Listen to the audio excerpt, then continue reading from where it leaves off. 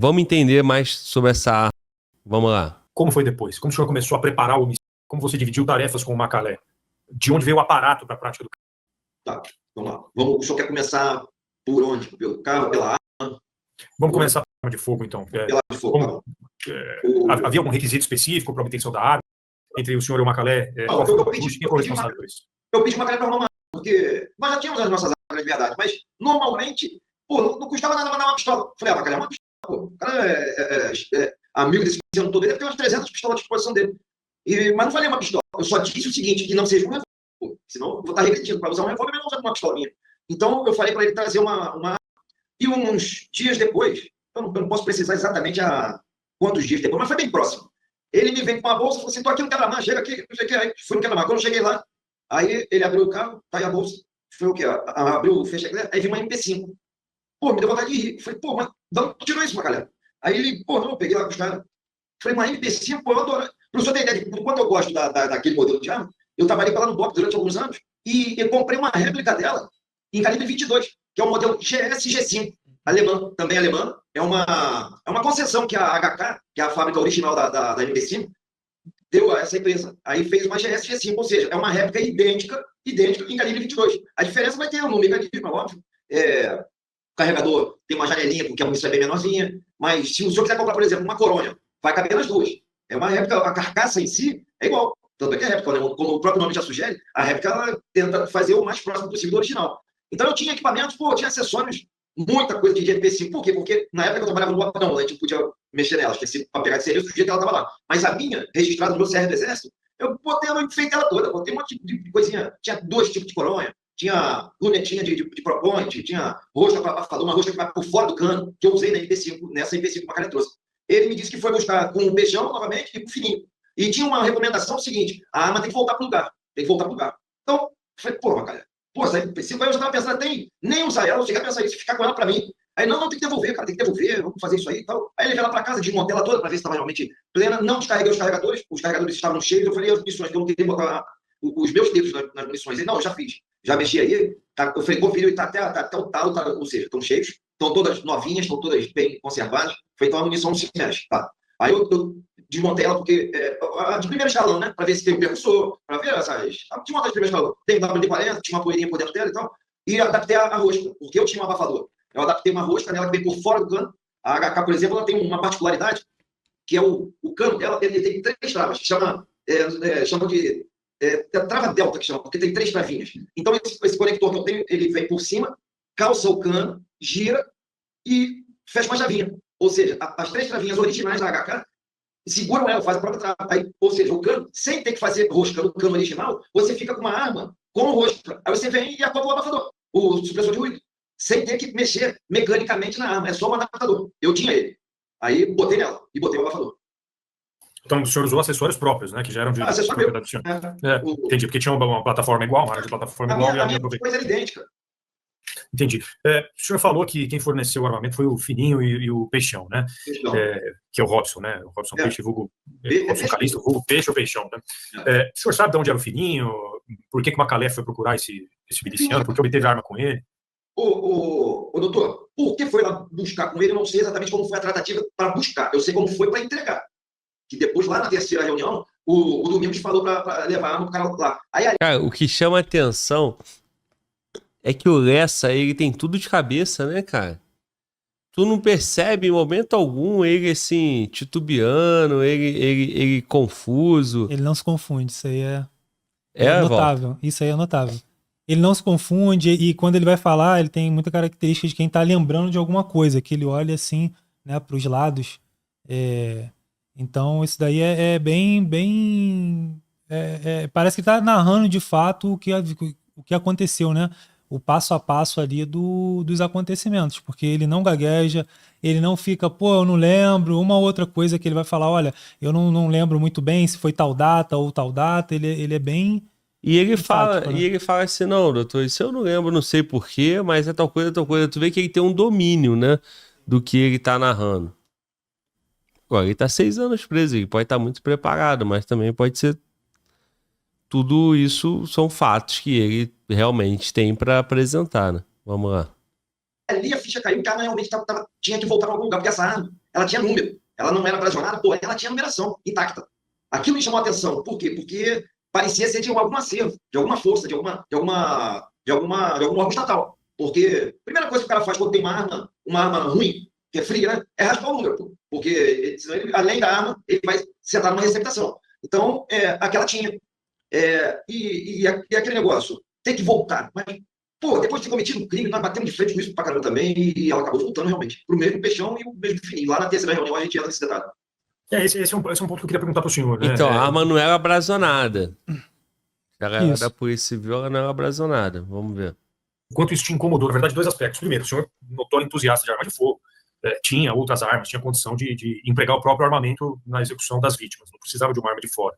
Então, eu queria entender exatamente o que te motivou a buscar uma arma externa, e o pior, a aceitar uma arma com uma rastreabilidade, porque tinha numeração, porque voltaria para um acervo específico, historicamente não aumentaria a chance do senhor ser identificado como executor, ou pelo menos rastrear arma de fogo, e a partir daí iniciar uma linha de investigação que poderia levar até o senhor?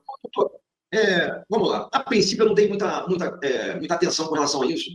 Quando o Macalé disse que tinha que devolver, eu falei, não vou devolver, não tem que devolver nada. Eu achei que fosse de alguém. Então, se simplesmente fosse de alguém, você mesmo, tá dando um problema danado, não vai voltar e acabou. Mas não, a coisa ali ficou, depois, lá na terceira reunião, ficou claro que ela tinha que voltar para um lugar sim. Porque ela era, não pode de jeito nenhum. Porque no início eu simplesmente disse, depois de passar por cima desse. Eu não acreditei que aquilo fosse acontecer, ter que voltar para um lugar. E outra coisa, como eu sou familiarizado com a arma, aquilo para mim caiu como uma luva. Porque eu tinha um supressor de ruído para ela, que eu não podia botar na pistola. A pistola não aceita que, tipo, esse supressor, por exemplo, que eu usei ela, ele era pesado, é uma coisa meio grosseira. Então, uma pistola não vai funcionar. Se a gente conseguir fazer a rosca numa pistola e conseguir acoplar ele, ela só vai funcionar se ela tiver de cabeça para baixo. É uma coisa técnica até, tá? Por quê? Porque o peso, toda pistola, quando atira, ela faz isso, ó. O cano faz isso. Por quê? Porque quando ejeta, o cano desce para se oferecer ao carregador para facilitar a entrada da próxima. O cano não é fixo, já o da submetralhadora é fixo. Então, quando a pistola faz esse movimento, se ela tiver com peso aqui na frente, ela não vai subir. Não vai subir, não tem força. Mas se o senhor virar ela de cabeça para baixo, só vai disparar o carregador inteiro. Por quê? Porque ela é a gravidade. E vai fazer o movimento que o senhor quer que ela faça, que é deitar para se apresentar ao carregador. Então, essas questões técnicas, na verdade, o Macalé não entendia nada, mas eu entendia sobre isso. Tá? Então, eu aproveitei a arma e vou falar até mais, doutor. Quando ela estava na minha mão, eu passei a entregar ela, inclusive, nas vezes que a gente saía para fazer a questão lá do Bernardo. Eu botei ela para dentro. Eu já tive a arma dessa. Eu já tive ela, tanto de 22, porque eu já tive uma sem registro 9mm. Pô, a arma, para mim, por exemplo, que sou aficionado em arma, aquela ali é a submetralhadora. Tanto é que ela é usada até hoje. Ela é usada até hoje nas forças especiais do mundo todo. Eu já tive uma sem registro, ou seja, ele levava a arma para outra situação, que ele fala do Bernardo, acho que é o caso lá da Presidente do Salgueiro, e ele já fez outros serviços, né? Então, tipo assim, ele tá fazendo a delação e ele mostra o conhecimento sobre o caso Marielle e ele cita outros casos que ele foi envolvido. Acho que cabe à polícia aí também meter condenação dele, né? Nos outros casos, né? Quantos crimes esse cara fez que até hoje não foi solucionado? Ele não respondeu a pergunta por que ele não botou uma arma dele, né? O que acontece? Se o cara pega uma arma, ele guarda a arma com ele, em algum momento essa arma vai ser útil. A real é essa. Então, esses caras pistoleiros, eles têm ali um acervo de arma fria para usar. Não seria muito fácil ele pegar uma arma, ele garantia o serviço inteiro e depois ele ia te fazer, ele sabe a procedência da arma. Agora, pegou uma arma que tinha uma numeração e que tinha que voltar para um determinado lugar. Realmente são perguntas que merecem uma resposta, né, que faça mais sentido, né? Qualquer batida dessa numa favela aí ou numa milícia, os caras podem pegar uma arma e não apresentar. E essa arma vai ficar com alguém, né? E quando precisar, vai ter ali uma arma para ser usada. Assim que funciona. Agora, essa arma era uma arma institucional? Ele falou que não era brazonada, mas dava a entender que sim, porque ela tinha que voltar de toda forma. Vamos lá. Então, o senhor aceitou esse risco porque fazia questão de utilizar o silenciador? Porque ali é Tijuca, centro da cidade. Quanto menos chamar a atenção, melhor. Então, com a pistola, nós faríamos barulho. Não tem problema. A gente já estava com esse risco calculado. Mas se eu posso diminuir o risco botando um supressor de ruído, eu vou diminuir. Não tem dúvida. A tendência, se você utilizar, só para tentar entender tecnicamente, se você utilizar supressor de ruído numa pistola, seria da pane de alimentação? Qual seria a pane de alimentação, ela não vai... É muito pesado. Na hora que esse movimento que o cano faz isso, a cada tiro, é bem levezinho, só que ele levanta um pouquinho, a câmara dele se oferece ao carregador, que está acoplado, e a munição fica rente ao cano, já fica como se ela fosse... Fica fácil, porque antes, lembra, o senhor deve lembrar do termo que a pistola trepou, ou seja, por que isso acontecia com as pistolas antigas? Porque os canos eram fixos. A maioria deles. Quando começaram a botar o cano flutuante, chama, eles têm um aviãozinho aqui atrás, aí ele passou a se chamar flutuante. Quando ele passou a fazer esse movimento, as pistolas pararam de dar pane. Pelo menos esse tipo de pane. Então, o pane ela pode dar hoje, se a munição falhar, pode continuar dando pane. Mas pelo movimento, não. Como a Colt, por exemplo. A Colt, o cano é fixo. Muita Colt aí deve jogar fora porque de todo que tem, porque não tem jeito. Ou troca o cano. Então, temos canos hoje que tem uma rampinha que vai lá quase dentro do carregador. Mas nesse caso, eu botando peso, ela não faria esse movimento. Para eu utilizar aquilo ali numa pistola, eu teria que virar a pistola de cabeça para baixo. Eu teria que atirar com ela de cabeça para baixo. Ia sair quantos tiros dessa? Mas... Então, deixa eu só entender um pouco mais a mente, o pensamento do senhor quando o senhor pegou a arma. Então, o senhor viu a arma que o senhor gostava, tinha familiaridade, serviria a execução, serviria ao propósito de utilizar o supressor de ruído, mas era uma arma que tinha rastreabilidade. O senhor não perguntou de onde veio a arma? Porque você vai ter que devolver a arma. Para onde? Isso poderia mudar. Eu tenho uma galera que também não sabia. Ele falou, não, peguei lá. E a gente achou até que ela pudesse ser de alguém. Porque tem muita gente também que prefere manter ela. Vamos supor que essa arma tenha vindo de um outro país com aquele número. Você não vai sentar aqui desculpa o tempo, mas você não vai ser autuado aqui no porte ilegal e na receptação, porque ela não está cadastrada no Brasil. Você entendeu? Mas se ela for extraviada de um acervo da Polícia Civil, por exemplo, ela pode muito bem, o senhor vai manter ela, porque hoje a legislação atual, ela estando raspada, é mais 50% de pena.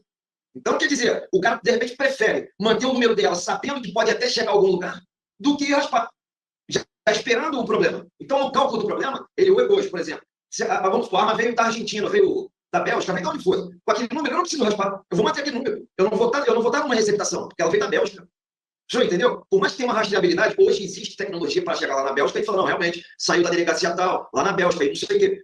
Mas é diferente o senhor está entendendo? Que ela saiu do acervo da polícia. Agora, uma outra coisa que eu vou falar aqui para o senhor, que também depois eu pensei, preso esse tempo todo, a gente começa a fracionar, tá? Tudo que se passou, eu começo a estudar cada minuto daquele, cada coisa daquela. Então, hoje eu consigo entender também o seguinte, nós tínhamos uma figura importantíssima na Polícia Civil, que estava desde o início do crime, infiltrado não, ele estava na organização do crime, tá? Desde o início.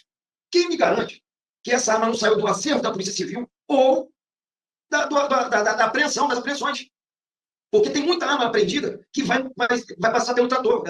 Chega uma época que um juiz despacha, um general aceita e passa o trator por cima delas, elas vão para a destruição. Então, quem me garante que aquela arma ali já não estaria... Já não poderia ter dado baixa nela, ela tendo sido destruída, como na verdade não foi.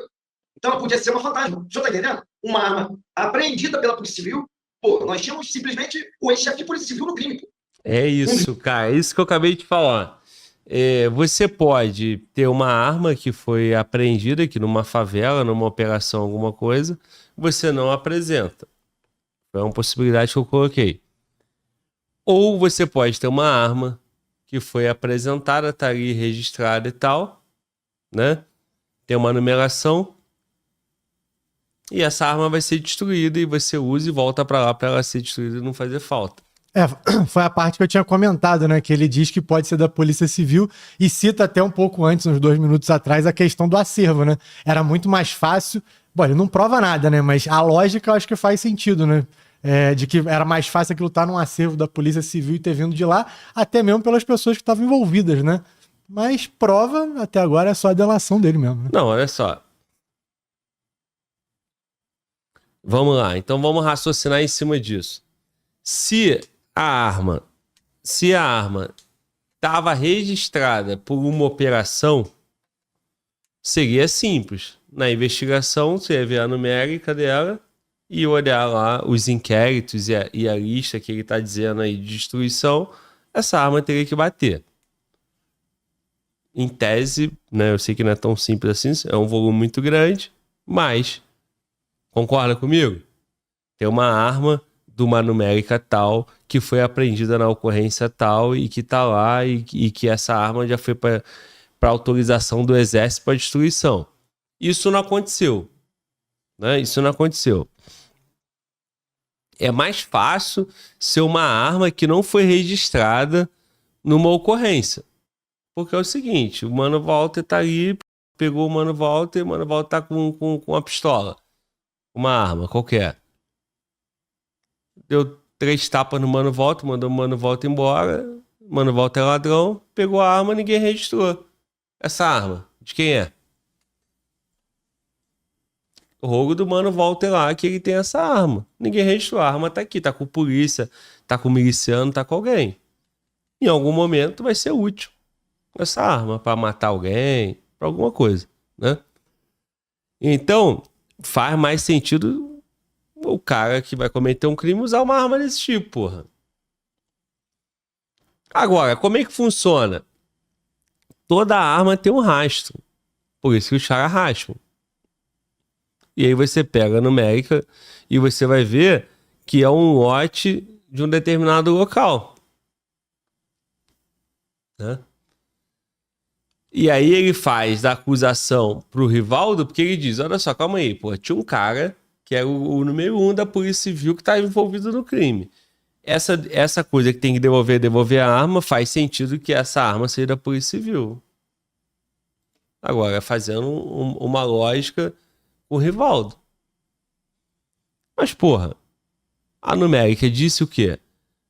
Não tem uma história que falava que a munição era do acervo da PF? Isso. Como é que é isso aí? Fala, Mano Walter. Então, eu acabei de falar com o Eric, né, que é o nosso estagiário, porque foi falado isso aqui no nosso podcast, e o Eric falou que talvez foi uma informação ali que o Rodrigo Pimentel passou, mas aí a gente não sabe se de fato, se é verídico, né? Aí, se ele vai falar, se ele vai passar essa informação aí pro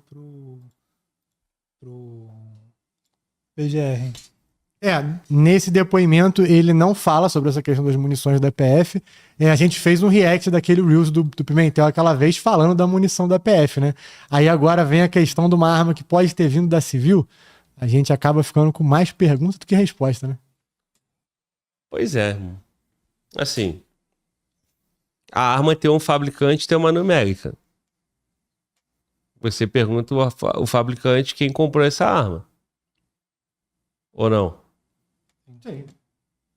Então, assim, eu tenho uma arma cautelada. Essa arma, todo mundo sabe que essa arma tá lá, quem comprou a arma. Então, qual é o problema? Então, vamos lá. Lá na Polícia Penal Federal tem 1000 armas. E as 1000 armas tá lá toda a numérica da arma. É brazonada, beleza, mas vamos botar que não tem um brasão como essa arma aí. Pela aquela numérica, dá pra saber, né, que aquela arma é daquela instituição. Aí rodou a numérica. Os caras vão bater lá, porra, essa arma tá cautelada pro Glauber. Vai atrás do Glauber. Não sei se eu tô falando alguma besteira, mas é simples assim. Faz sentido. Então, só existe, sei lá, qual seja a arma. Só existe uma com aquela numérica. Agora, no mercado negro, é outra história, não tem registro, pô. Não tem. O traficante de arma trouxe essa arma internacional, que não é de nenhuma instituição, que foi vendida na Paris, que passou por não sei aonde, foi pra África, foi pra sei lá, não sei o que, chegou no Brasil. Aí não adianta. Aí não tem registro. É a arma do traficante. Aí se o policial civil pegou a arma do traficante, não registrou, se o Rivaldo, no caso, que está envolvido, né, acusado de estar envolvido, pegou essa arma, forneceu lá. Mas, em tese, essa arma poderia ser perdida, pô. Como é que você vai matar alguém que tá num negócio milionário, envolvido num negócio de milhões, e você não tem uma arma para perder? Essa que é a pergunta que tá aqui em questão. Né? Vamos lá. Os meus compadres sendo chefe de polícia. Por que ele não... Como ele não vai conseguir um negócio desse? Para ele é muito. Para ele é muito. Aí eu vou para uma outra possibilidade. Nos Estados Unidos, o senhor compra um cano de HK e um extrator de HK e traz para o Brasil. O senhor vai trazer na mala que ninguém vai nem perceber que aqui é um cano de arma. Ou então simplesmente dá um jeito, ou tem um amigo qualquer que consegue botar aqui no Brasil. Usa a arma do acervo, que está cautelada em nome de alguém. Aí leva para o Serginho, que é o armeiro lá da polícia, que já se aposentou, mas estava lá até há pouco tempo. Ele, mesmo depois de aposentado, o Serginho faz mágica nas armas. Quando tem algum problema assim, muito grave na polícia, um tiro que matou uma criança, sei lá onde, um tiroteio na favela, aí o mágico, o Serginho, vai lá e consegue fazer com que o raiamento, ele consegue fazer uma mágica no raiamento, quando vai fazer o exame da outra raia. Ele chama isso de atraso. Ele atrasa o raiamento. É feita uma ferramenta chamada coroa. Depois o senhor pode até confirmar isso aí com algum armeiro, com algum perito, tá? Que vai confirmar isso para o senhor. Ele bota uma coroa no cano. O que é a coroa? Nada mais é do que... O senhor sabe o que é blitz? Blitz de torneiro? Não. A coroa é o seguinte, blitz é o que o torneiro mecânico é aquela ferramenta que faz o corte. É uma peça de um aço fortíssimo. Então é um blitz invertido que faz um gancho, tipo um bico de papagaio. Então ele vem prende a arma num torninho de bancada qualquer, vem com a coroa, encaixa no cano, e aqui a coroa, no meio da coroa, tem um blitz. Então ele desce 2, 3 milímetros. Você descer para dentro do cano. Já era. Pode fazer o exame que quiser, que não vai dar a mesma arma, porque ele atrasou o raiamento. O senhor está entendendo? Tudo isso que eu estou falando para o senhor, depois se eu quiser levar isso para algum especialista, ele vai confirmar exatamente o que eu estou dizendo. Porque ele pode muito bem ter tirado a arma de uma delegacia e entregue, e depois que voltou, ele fez o quê? Atrasou a arma. O Serginho, armeiro da Polícia Civil, há anos e anos e anos. Por que eu estou falando da Polícia Civil? Primeiro, nós tínhamos uma peça importante. Meteu no rabo do Serginho agora, hein? O Serginho deve estar em casa falando, puta, vou responder todos os processos agora de... Como é que é o nome lá quando muda a cena do crime? Eu tenho que...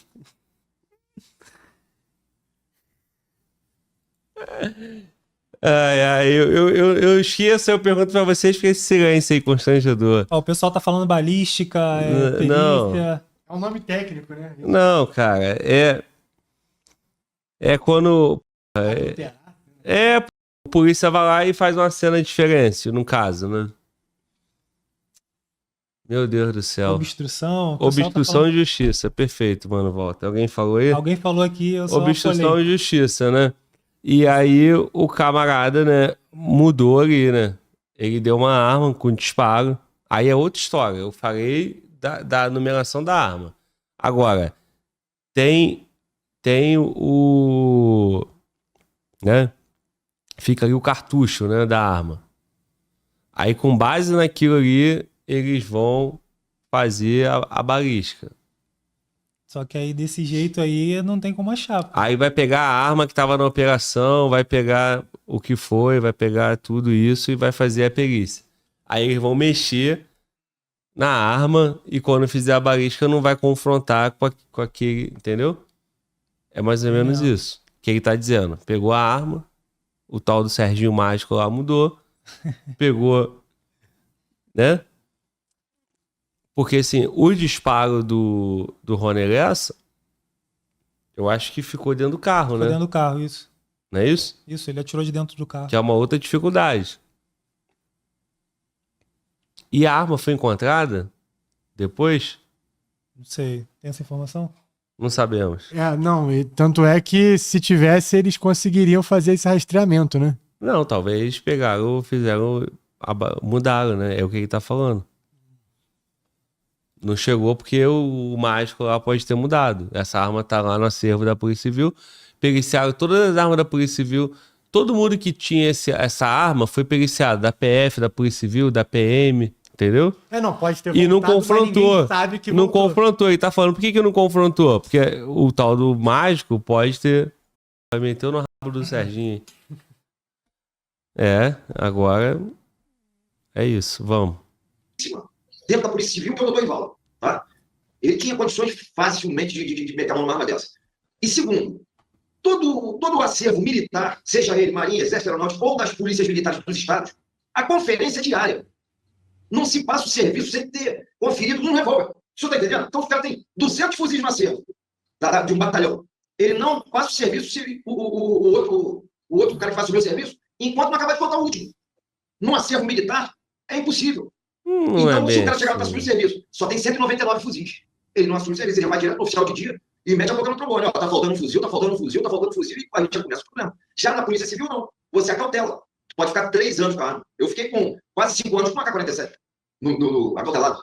Uma pistola, agora, até uma coincidência, uma pistola Glock 9mm que eu usava, quem acautelou para mim foi o próprio doutor Ivaldo. Uma coisa que leva 40 dias, ele fez para mim no mesmo dia. O senhor tá entendendo? Ele fez no mesmo dia. O doutor Ivaldo foi no DEFAI, em 2003, 2004, se não me engano. Então, existia eu não sei se era um juiz que ele autorizava você ficar com a arma que você aprendia. Você podia usar ela em serviço. Então, eu tinha uma Glock 9mm também, toda ralada, toda arranhada, toda bagunçada. E quando eu fiz a apreensão dessa Glock no Morro do São Carlos, lá do Estácio, nesse dia nós aprendemos uma AK-47, uma Glock 45 e uma Glock 9mm. O meu compadre Beto ficou com a Glock 45, eu fiquei com a Glock 9mm e o AK-47 veio para a delegacia. Porque nós aprendemos. Mas esse trâmite leva uns 40 dias. Eu não lembro qual era o delegado na época, falou, não, vai lá e procura o Ivaldo. Aí ele ligou para ele e falou, vai um pessoal meu aí, eu não lembro se era o doutor Alain ou o doutor Túlio, um delegado lá que ligou e falou assim, nós pegamos umas armas aqui no Morro do São Carlos e resolve isso aí logo, porque eles vão devolver a deles, que tá, o Beto, por exemplo. O Beto tinha uma 45, mas era Colt, era uma arma de 7 tiros apenas. Então ele botou uma Glock 45 de 13 tiros. Aí o Beto já tirou a Colt dele, devolveu lá pro Serginho, devolve, faz um documento novo e assume a nova cautela. É uma carteirinha, uma cautela. A minha cautela, quem assinou foi o doutor Ivaldo. A minha do Beto, esse AK-47, a minha pistola nova. E fez no mesmo dia, ou seja, um procedimento que normalmente levava 40 dias. Foi um pedido de um delegado, ele fez rapidinho. Tá bem. Eu queria perguntar sobre a munição. O senhor falou que a arma veio municiada. Os carregadores estavam cheios, o Macalé teria informado que ele alimentou os carregadores. Ele falou alguma coisa sobre a origem da munição? O senhor sabia a origem da munição? Não, até porque quando passaram para ele, passaram cheio. Ele falou, não, tá tudo cheio, tá novinho. Porque para manusear a munição, eu estava sem luva. Eu não vou manusear uma munição que vai ser usada num crime sem luva. E o Macalé, não, eu já fiz. Então não precisava mais. Ele falou, não, confia, de ponta a ponta, estão novinhas. Mas não falou, ele falou que fez daquele jeito. Cara, o Lessa, eu falei isso, né? Ele fala com muita segurança, mas essa história da arma, ele não sabe, ele tá confuso, né? Tem coisa aí nessa história da arma. Porque tu pode ver, tu sentiu firmeza aí? A mesma firmeza quando ele vai falar do loteamento, quando ele fala do Macalé, quando ele fala de fulano, quando ele fala do Rivaldo. Quando ele vai explicar a arma, que é uma coisa simples, o cara sabe de arma. Ele recebe uma arma para executar, ele diz que essa arma, ela tinha que ser essa arma porque ele podia usar o supressor de ruído. Ele sabe e não sabe pouco, né? Ele sabe muito mais de arma do que de qualquer outra coisa que ele consegue lembrar aí, e é só no caso da arma que ele esquece os detalhes, né? Até comentaram aqui no chat que ele já entregou desmanche, detalhe, quem fez, quando foi, e da arma, que é um negócio que ele mais vai saber, né? Cara, e não é só o fato dele conhecer a arma, né, cara? E conhecer de arma. A arma é o principal, né, cara? É o que ele vai usar para executar. Então, você vai conhecer, você tem que saber de onde veio. Primeira coisa que vão atrás é a arma. Então, por que ele não sabe explicar uma parada tão básica, né? A mesma tranquilidade que ele explica sobre outros casos, sobre a arma ele não fala. Então, assim, talvez ele esteja tentando proteger a resposta sobre da onde era essa arma. Ele dá uma volta, ele enrola e tal, ele coloca na conta do Rivaldo, pode ser isso, pode ser aquilo, mas ele não viu a munição, ele não sabe nada, ele não conferiu. Essa parte aí tá bem estranha.